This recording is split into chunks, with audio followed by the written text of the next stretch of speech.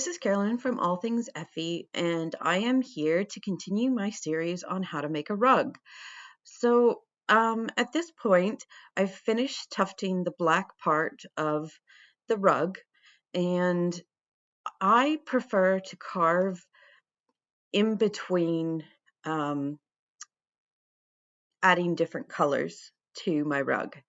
And the reason I do this is because it just separates the colors really nicely, and it allows you to have really clean lines to carve, particularly if you want that sort of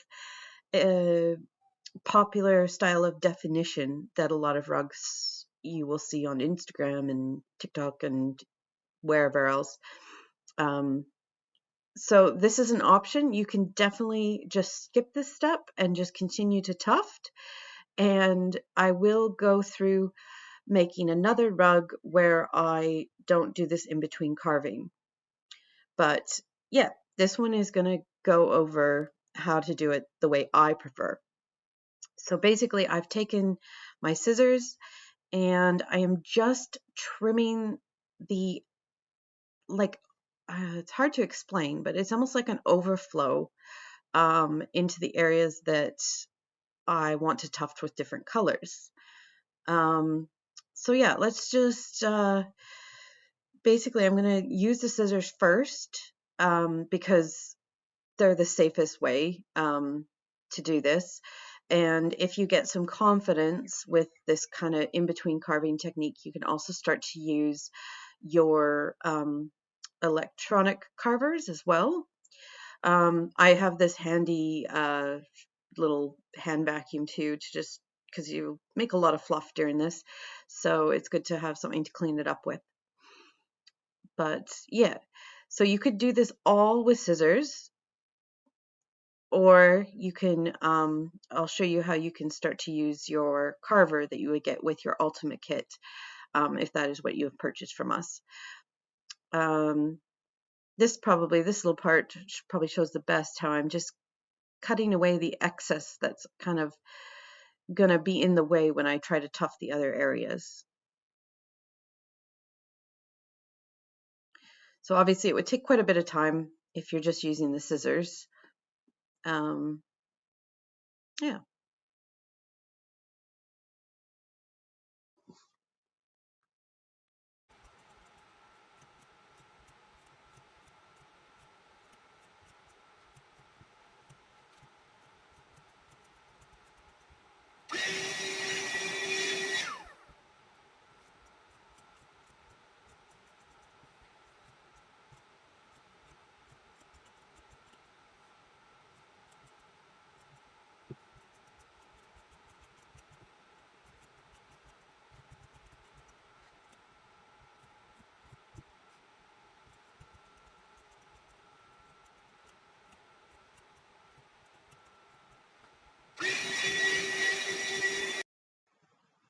All right, so now I'm using the rosewood carver to speed things up a little bit. And I'm just taking off, again, just the edges of my shapes. And this rosewood carver works quite well with acrylic yarn, which is what I'm using for this rug. If you're using wool yarns, the heavy duty carver works a little bit better. There isn't too much difference between them, but yeah. And here I'm going to show you like a little technique that works quite well for carving the sides. And I'm just basically starting at the fabric and pushing the carver up to just get a nice clean edge. And this is what will allow you to have the definition between your two colors. And it'll avoid a lot of using tweezers to pick out odd ends, and it just saves a lot of time in the end. So I really prefer this method. You also notice my frame is actually flat on the table, and I've found that you really do have to do this if you want to use a carver and scissors in between, because if it's upright, you're gonna cut your cloth at some point. I've tried it several times, and every single time I've gone and cut the fabric to a point that it's not repairable. So I will have a little video showing you kind of how I did do that at one point, but that will be separate from this series.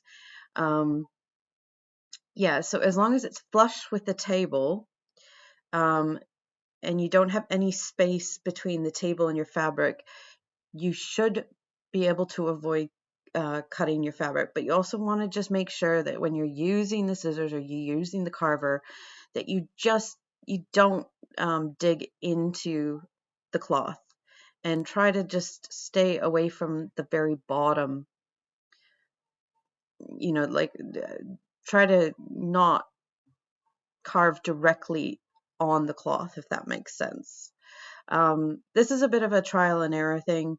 So again, if this is too complicated, as you're watching and you feel like, oh, I'm not going to be able to do this, just continue with your tufting process, and we'll show you how you can finish the rug the exact same way, without doing this in between carving process.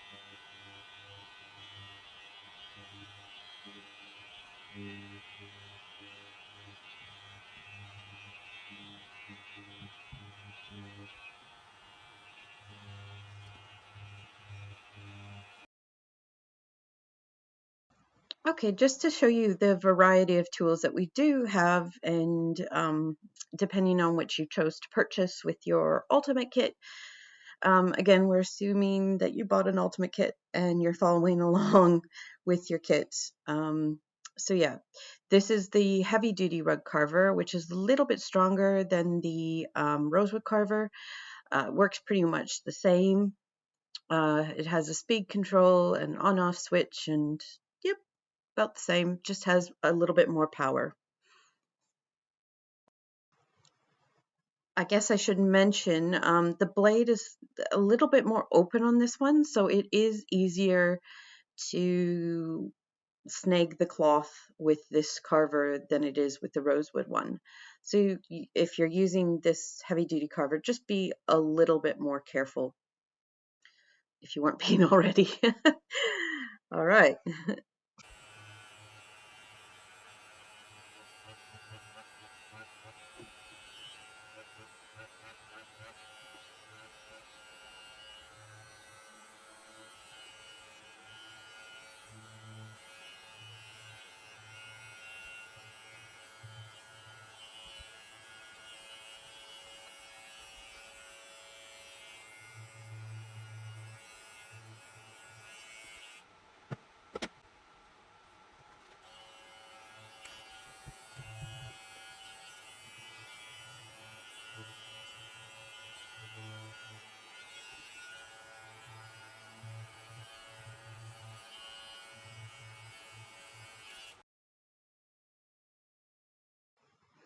Okay, so one thing with this carver is that you do need to oil it and clean it out as you're going.